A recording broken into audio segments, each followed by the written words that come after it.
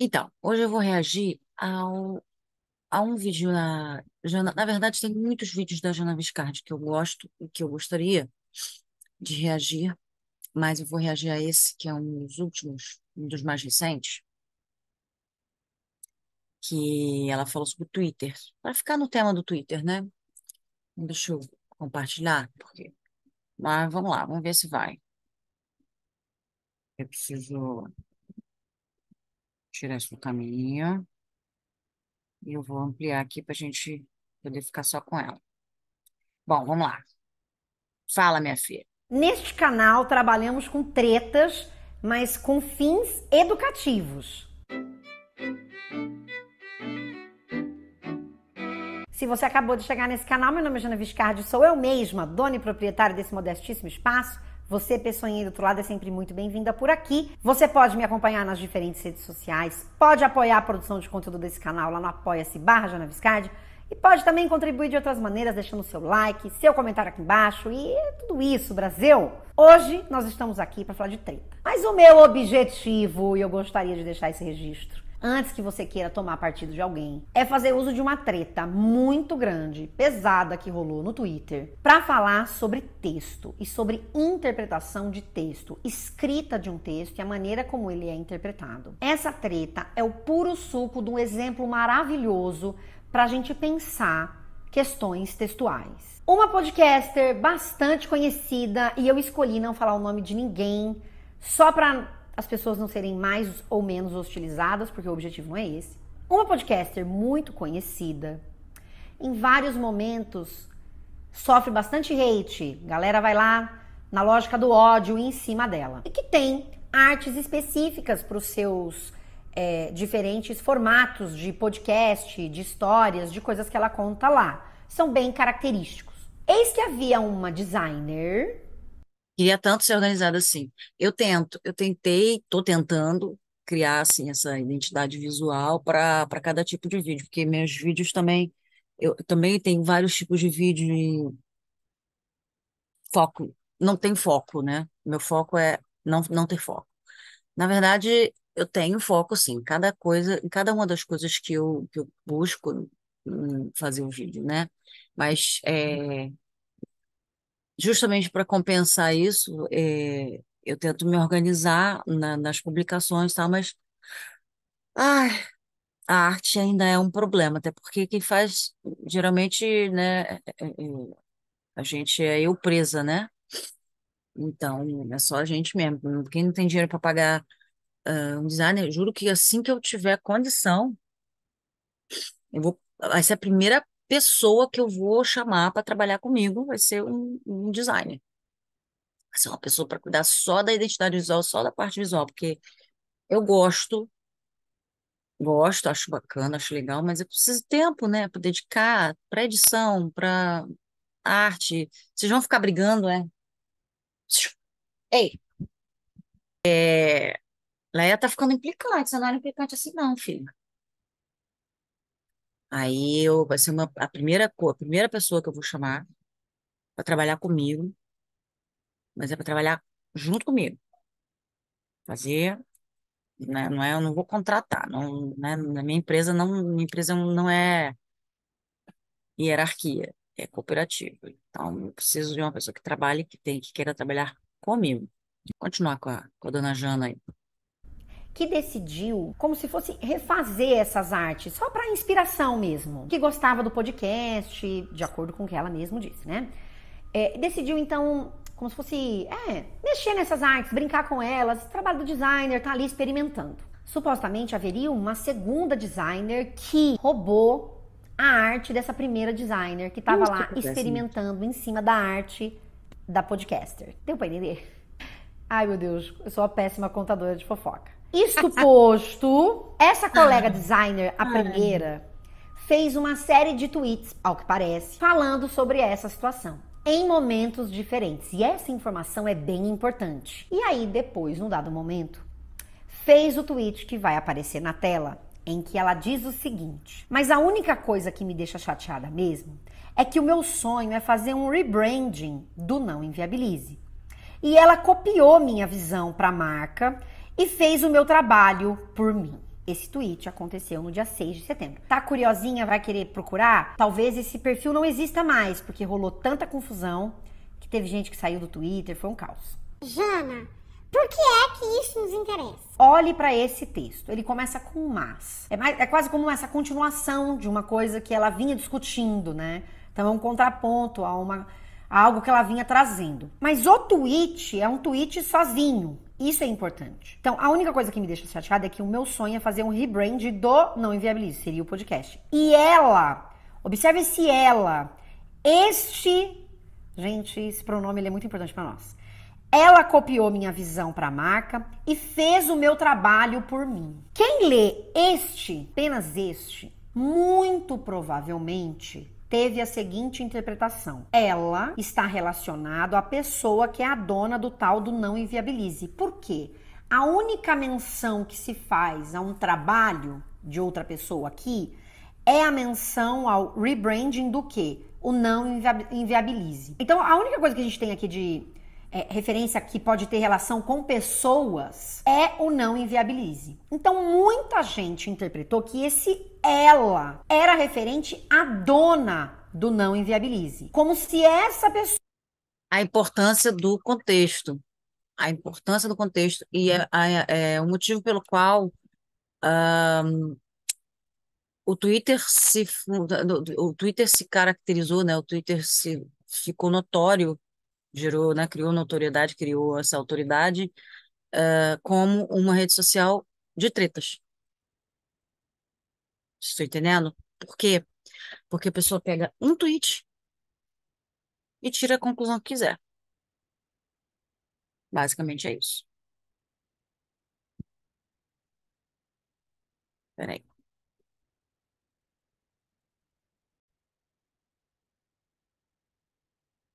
Ah, bom, vamos lá. Inviabilize. Como se essa pessoa tivesse, portanto, copiado a visão de marca dessa designer que escreveu esse tweet. Então, a partir disso, foi chuva de tudo que você pode imaginar. De hate, de gente mandando pra moça do podcast, que aí viu, ficou brava, porque se viu acusada de plágio, só que ela nunca encomendou nada pra ninguém, ela mesma fazia as artes, aí ela foi lá e falou isso. Aí essa moça demorou horas pra aparecer de novo, se desculpou, tirou o tweet, sei lá, foi aquela confusão. O que me interessa aqui é justamente pensar na produção textual mesmo. Falando em produção textual, se você quiser vir fazer o meu curso de como interpretar um texto, em que a gente vai discutir Legal, tá, essas gente? Se vocês questões que eu trago tiverem um pouco aqui, os lá encontros vão na acontecer no dia agulha, 20 e 27 de interessante. setembro, das 19h30 às 21h30, Recomendo. online, e você pode se inscrever no simpla.com.br/janaviscard, tá? Só pra lembrar que vai ter esse evento aí que pode te interessar. Mas o que é muito significativo para um pesquisador, para a gente olhar o que aconteceu aqui, é que, como muitos textos, eles não têm uma interpretação única. Então, quem acompanhava essa designer e viu ela comentando sobre esse episódio em outros momentos, associou ela a designer número 2. Quem não acompanhava essa pessoa antes e viu esse tweet simplesmente sozinho, peregrinando pela timeline, reconheceu de primeira esse ela como a pessoa, a mulher que é dona do Inviabilize, do Não Inviabilize, que é o podcast. E isso aqui... E vem que isso acontece na fala o tempo todo. Se vocês já devem, se vocês, né, tiverem curiosidade, notem isso, percebam isso quando vocês estão conversando, como é que isso acontece o tempo todo. Vocês falam uma frase, alguém ouve, e aí, ou mesmo a pessoa que está ali conversando com você, você de repente constrói a frase de uma forma que deixa meio confuso. E aí a pessoa fala, mas fulana? Aí você, não, a outra, não sei o que, então aí. E percebeu quando foi com a bicicleta por cima? O gato ou o Kiko? Ah, um momento! Mas será que os dois não percebem o gato ou o Kiko? Sim.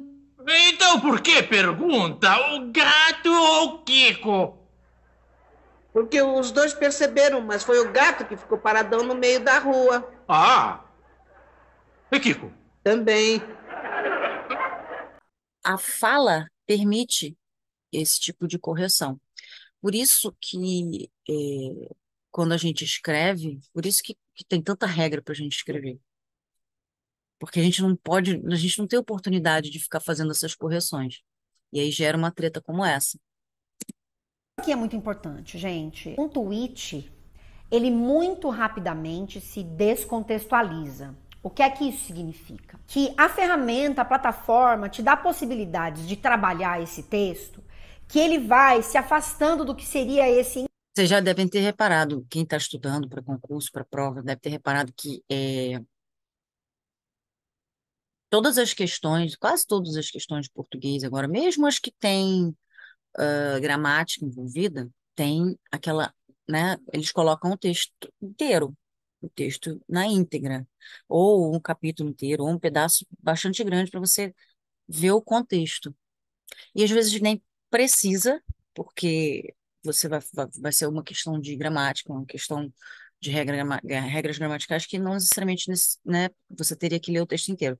Mas está se fazendo isso justamente pela questão do contexto, porque às vezes você pegava uma frase e pedia para a pessoa interpretar, sendo que aquela frase especificamente, se ela tiver em um contexto, ela vai ter uma ideia.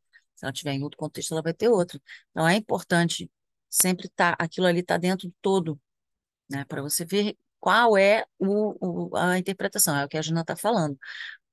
Um texto tem N interpretações, tá? Mas dentro de um contexto específico, a interpretação é bem aquela, é única, tá?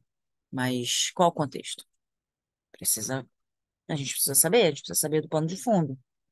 Twitter, nossa, o Twitter é muito assim. Vocês podem ver nos meus vídeos. Às vezes eu passo por um post que, sabe, eu não sei do que a pessoa está falando, eu não sei de quem ela está falando, eu não sei. Às vezes eu até sei quem é a pessoa que está sendo mencionada no post, mas eu não sei que treta é aquela. Aí às vezes eu sei qual é a treta, mas eu não entendi o que foi falado antes. Vocês estão entendendo? Então, assim, é muito, muito complexo. E, obviamente, que pouquíssimas pessoas vão atrás do fio da meada. Elas escolhem analisar aquilo ali isolado. E aí a treta tá feita, né?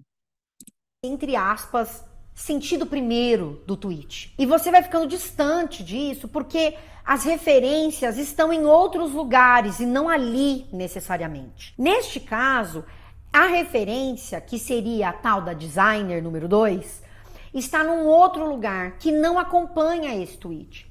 Então as pessoas que acessam essa informação não necessariamente acessaram essas outras informações. E o Twitter não é um espaço que estimula o acesso a essas outras informações, porque o que a gente faz? A gente retuita coisas, então essas coisas nos aparecem, esses textos, eles nos aparecem isolados desses outros contextos, esses outros conhecimentos que poderiam acompanhá-lo.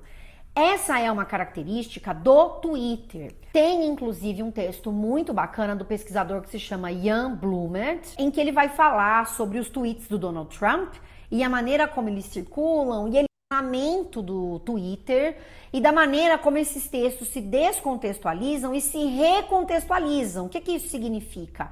Como esses sentidos vão se reorganizando. Então, para uma parte das pessoas que acompanharam a treta, esse ela, que é o pronome, é relacionado à pessoa que é dona do Não Inviabilize, porque é a relação mais direta dentro do texto que apareceu lá para as pessoas na timeline. Em contrapartida, para quem conhecia a designer ou ficou procurando todas as informações ou mais informações no perfil dela especificamente, pode ter feito essa outra correlação de, não, esse ela na verdade é a outra designer que fez a cópia. Mas observe que isso não é óbvio. Então é interessante a gente observar como viajam essas informações e como elas permitem interpretações muito diferentes. Porque no Twitter você não fica acessando necessariamente o perfil da pessoa para ver todo o histórico. É possível que você veja simplesmente tweets passando na sua timeline e muitas vezes de pessoas que você nem segue, porque eles começaram a ser muito compartilhados e eles podem passar a aparecer na sua timeline, sem essas outras informações que são importantes para a contextualização. E eu acho muito interessante observar o comportamento das pessoas que estão participando dessas interações, negociando esses sentidos. Observe que o sentido, e isso é o que apavora as pessoas, ele não está dado, completo. A gente precisa preencher lacunas. E em função, como eu disse, dessa característica do Twitter, essas lacunas podem ser preenchidas de maneiras muito diferentes, o que dá interpretações tão diferentes. Isso não é culpa necessariamente de ninguém. Eu vi muita gente falando, essa menina escreve mal, foi isso que aconteceu. Não é necessariamente o fato de escrever bem ou mal, mas o fato de que dentro da arquitetura dessa rede, a gente não busca essas outras informações necessariamente. Muitas vezes esse tweet ele cai. Talvez a gente precise reaprender um novo tipo de texto. Talvez a gente esteja inaugurando um outro tipo de texto, diferente de uma dissertação, diferente de uma narração. É um tipo de narração, mas ao mesmo tempo é uma narração em blocos, que, ainda que a gente tenha caracteres limitados e a gente queira fazer os tais fios, elas precisam ser é como numa série, né? Precisa ter o fio condutor, mas aquele tweet precisa se encerrar nele mesmo. Isso demanda um nível de construção textual bastante alto, que a maioria das pessoas talvez não vá conseguir atingir. Ou seja, talvez a gente esteja fadado mesmo a viver no mal-entendido dentro do Twitter. E talvez, se isso acabasse, talvez o Twitter acabasse mesmo. Acho que é mais provável, acabando a treta, acaba o Twitter, né? Simplesmente sozinho, isolado, ali. E mesmo quando se busca informação, talvez você não encontre essas outras informações, porque elas não ganharam a mesma relevância e não estão circulando da mesma maneira. Tanto que uma das piadas que fizeram foi, nessa hora, designer número 2 está com a sua pipoquinha, acompanhando a treta que tá rolando sem que ela apareça necessariamente, né? E é interessante, como eu disse, acompanhar o comportamento dos usuários na tentativa de negociar e construir esse sentido, porque as pessoas vão justamente discutir o que fez com que elas tivessem um entendimento ou outro, e isso é muito interessante. Eu vi uma interação entre alguns usuários, uma pessoa dizia assim, ela é igual a menina do Behance. Behance é esse portfólio de designers, né? Aí a pessoa responde assim pra ele, sim amor, a menina do Behance, em letra maiúscula, é a primeira sentença que vem na cabeça de qualquer um lendo esse tweet. E é super interessante a pessoa dizer isso, porque de fato, quem só lê o tweet não necessariamente vai pensar nessa outra figura, que é a Designer 2. Talvez nem saiba que ela existe, porque vai associar ela diretamente à dona do Inviabilize, né? Porque o ela tá muito próximo do não inviabilize. Então, a pessoa pode fazer essa associação direta. Isso não é uma viagem. Tem a ver com a maneira como a gente vai associando a esses pronomes sentido a partir daquilo que está consolidado ali no texto, né? Aí depois a pessoa responde, eu não... É o recurso que você tem, quer dizer, é a conclusão que você chega com o recurso que você tem à sua disposição. É o lance...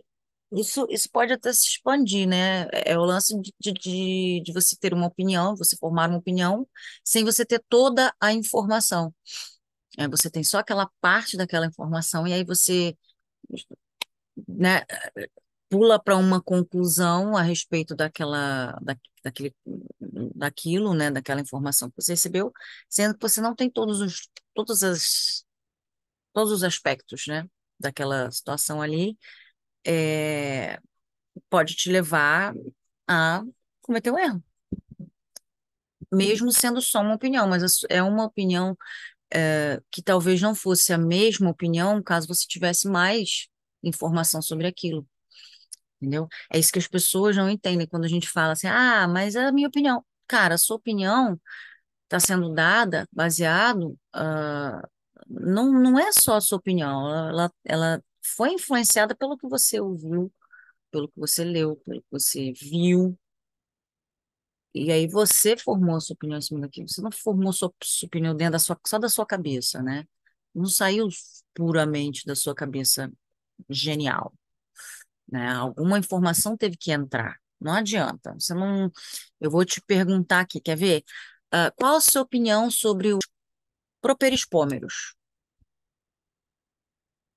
Eu duvido que você saiba o que que é isso. Você vai ter alguma opinião sobre isso?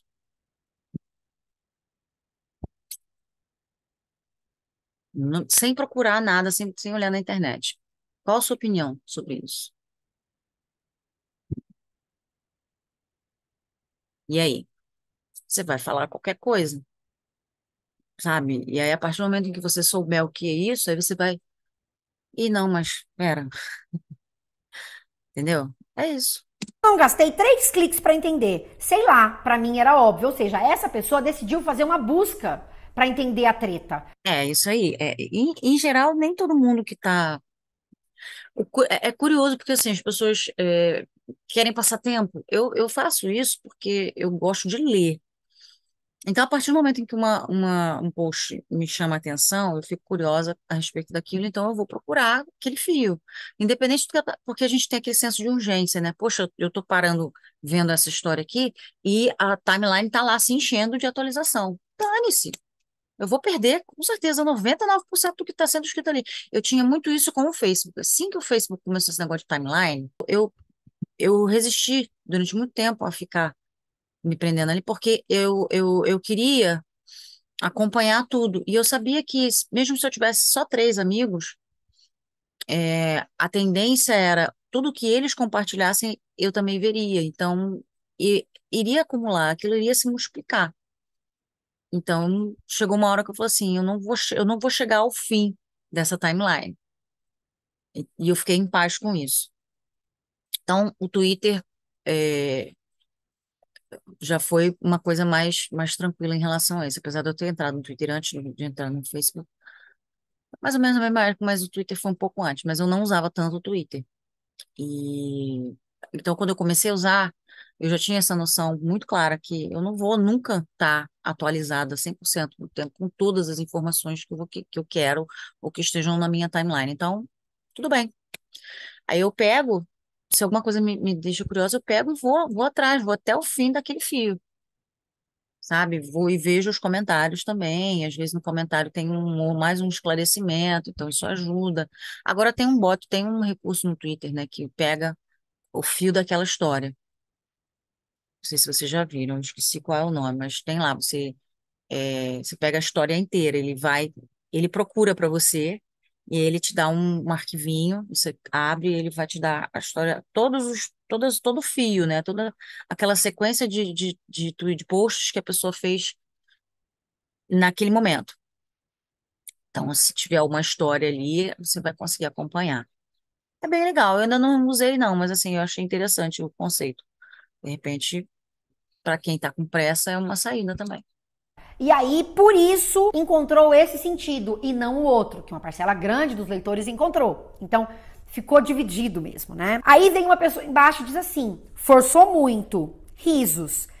Ao que, de novo, a pessoa que disse que era igual a menina do Behance, tá defendendo o seu sentido, o sentido que construiu a partir da busca que fez, né? Vai dizer assim: vi um post da Mari na timeline e abri o perfil dela. Um clique. Li os 3 ou 4 posts que ela fez sobre o assunto e abri o link do Behance da menina que plagiou a Mari. 2 cliques.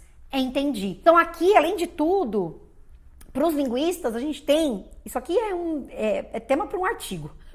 Que eu, bom, enfim, muito simplesmente, modestamente, fiz em formato de vídeo. Mas você vê aqui o caminho que a pessoa percorreu para elaborar esse sentido. Então ela tá, inclusive, explicitando isso aqui. Eu fiz assim, fiz assado. Deu passo a passo. É uma coisa que parece óbvia para alguns, mas que para outros não é. Acho que tem gente que não entende que o Twitter funciona dessa forma. Eu parei com a Jana com a boca. Ela faz mais careta que eu. Eu achava que eu fazia careta. Então, as pessoas acham que elas não, muitas não entendem como é que o Twitter funciona ou como é que o Twitter não funciona, porque para mim isso é disfuncional, né? Mas, enfim, acontece. Então, assim, tem gente que já pegou o jeito, pegou a manha e já vai e consegue entender bem rápido, entendeu?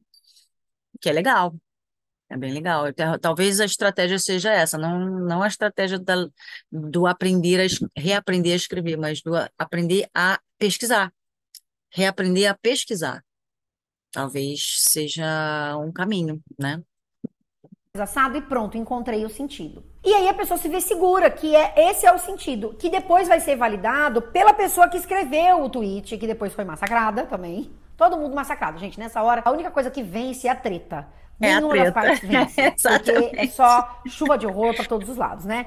Mas De um lado e de outro, para quem você torce para treta. como depois de algumas horas, eu sei lá, depois de um tempo, apareceu a pessoa que fez esse tweet do rebranding, roubaram e tal, para dizer que não, foi um mal entendido, ela estava falando de uma outra designer.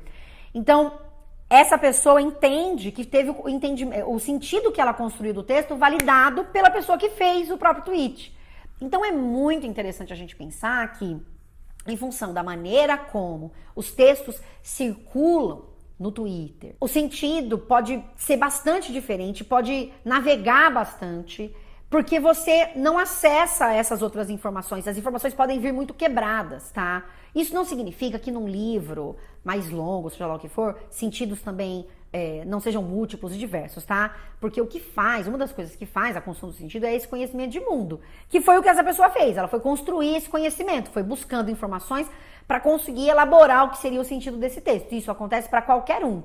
Mas essa arquitetura específica faz com que os textos viajem muito rapidamente sem esse conjunto de informações acompanhando, o que torna mais complexa a construção desses sentidos todos. E eu acho isso fascinante. É péssimo quando a gente tem um caso de uma treta como essa. Mas é muito interessante para a gente pensar no sentido como algo que não é único, que se constrói na interação, que se constrói a partir desses conhecimentos que a gente também vai consolidando ao longo do tempo. Então, tudo isso é importante, não é algo que brota e pronto, tá posto, tá dado aquele sentido ali e acabou. E as pessoas estão desduvidando até hoje lá, defendendo ou uma coisa ou outra, porque na verdade não tem erro aqui. Porque para a pessoa que chegou só a esse tweet, ela vai entender como sendo a pessoa lá, a dona do podcast, a responsável pela cópia. E a pessoa que foi e navegou e encontrou outras coisas, vai ser capaz de entender dessa outra maneira. E é claro que depois que a pessoa foi lá e disse que o sentido era aquele que ela estava querendo dizer, isso pode, entre aspas, se resolver. Mas eu tô falando da maneira como a gente vai construindo o sentido a partir daquilo que nos aparece na internet. É interessante a gente pensar sobre isso, tá? Então era esse o meu convite de hoje, a gente pensar nessa... É por isso que o lance das fake news às vezes não é nem maldade. Vamos deixar ela terminar, que aí a gente discute isso aqui. Peraí. Navegação do sentido, da navegação dos textos nas redes e a maneira como isso altera os sentidos que a gente constrói para esses textos, microtextos que passam por nós. Eu vou deixar o texto do Ian Bloomert aqui embaixo, caso você tenha interesse em ler. Ele é um pesquisador que escreveu esse texto em inglês. Não tem tradução até onde eu sei desse texto, mas se você tiver interesse, colocar aí no Google Tradutor, caso você não fale inglês, você pode para ler esse material. E, de novo, se você quiser vir acompanhar o Como Interpretar um Texto, dia 20. Tá, vamos lá. Como é que esses textos estão navegando com as informações meio quebradas, meio sei lá onde elas estão, nesses diferentes espaços? Isso é bem interessante porque quanto menos informação a gente tem, mais a gente precisa preencher aquilo com o nosso conhecimento, né? Isso É aí. muito interessante como a gente faz isso. Então, era essa a diversão do dia. Um beijo para todo mundo que tá aí do outro lado e tchau, tchau. Valeu. Aí o que acontece? Eu estava falando da fake news. Claro que, do ponto de vista da informação, a gente está trabalhando com o certo em uma informação, o ideal é você ter o que realmente aconteceu. Beleza. Mas fora do escopo do real e do imaginário, as narrativas elas existem, tá? Não quer dizer que elas sejam reais, que as fake news sejam reais só porque alguém interpretou dessa forma, não. Mas as narrativas existem, não é uma falta não necessariamente uma falha de interpretação, né, que gera uma fake news, tá? Às vezes a opinião que a pessoa construiu em cima daquela informação, aquele pedaço de informação que ela não teve acesso à informação por inteiro. Seria injusto a gente falar assim, mas então a gente não pode dar opinião nenhuma enquanto a gente não ler tudo sobre. Depende. Se você é uma pessoa que supostamente tem autoridade em algum assunto, por exemplo, você é um professor de história, é, não é correto que você leia um artigo em algum lugar ou leia somente um livro de história de escola e faça um vídeo ou faça ou dê uma palestra, né? Como se você fosse como se fosse dominasse aquele tema. Não é justo, porque você não realmente não fez aquela pesquisa abrangente. Agora, se você é uma pessoa comum, que tem curiosidade sobre algum tema, você vai tentar, você não vai ter acesso, talvez você não tenha acesso a todas as informações para você chegar a uma conclusão completa, para você olhar o elefante de todos os ângulos, fazendo a alusão àquela parábola lá do elefante. Mas se você quer realmente ter eu gosto pelo menos de ter todas as peças antes de começar a montar o quebra-cabeças. Eu não gosto de começar a montar o quebra-cabeça, ficar com metade do quebra-cabeça montado, depois ir atrás do resto das peças. Eu vou ficar frustrada porque eu não terminei de completar. Eu não terminei de completar, foi ótimo, né? Eu não terminei o quebra-cabeça. Então, assim, eu prefiro nem começar. Se eu não tenho todas as peças, ou se eu sei que eu não vou conseguir todas as peças, eu prefiro nem começar. Porque eu vou ficar com a minha figura incompleta. Então, assim, existem pessoas que não se incomodam, que estão ali só pelo passatempo. Só que também a essas pessoas eu digo, olha só, não mostre o seu quebra-cabeças incompleto e descreva aquela figura como se fosse uma figura completa. Ela não está. Você fala assim, olha, até onde eu sei é isso, isso, isso. Pode ser que eu esteja errado, pode ser que tenha mais alguma informação, entendeu? É a sua interpretação no momento, dentro do contexto que você está inserido, né? Dentro do contexto que você obteve até aquele momento. Você também precisa ser honesta com relação ao seu conhecimento. Seu conhecimento é limitado, independente do limite. Às vezes você realmente tem bastante informação, mas você não tem todas as informações. Então, seja honesto com os seus limites em se tratando de informação antes de você emitir a sua opinião ou você dar a sua interpretação daquele fato. Ok? É muito bom esse vídeo, eu gostei bastante, por isso que eu queria reagir logo e antes que ele ficasse, né, mais passado. É isso, gente. Valeu. Obrigada.